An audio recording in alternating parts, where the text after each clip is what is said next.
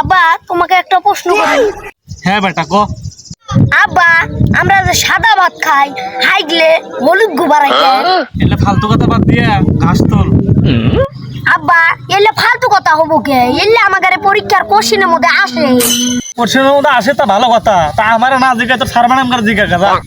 তোমারে কমু না কারে কমু? তুমি তো আমার আব্বা। বলা বাইন কোনো কিছু না পারলে তোর বাবা মারে জিগায়। আচ্ছা বাবা ঠিক আছে, আমি যে মূর্খ তুই জানোস না।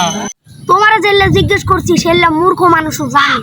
আব্বা আমি আরেকটা প্রশ্ন করি। তুই তোর বাপ রে আর কি কোশ্চেন করবি? তোর বাপ কোনোদিন লেখাপড়াই করে নাই।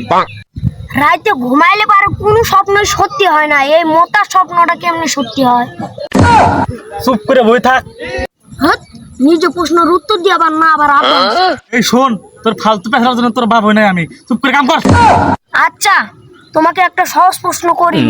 তোর আমি কইলাম যে তোর বাপটা মূর্খ, তুই কে নাকি প্রশ্ন করবার চাস আমার?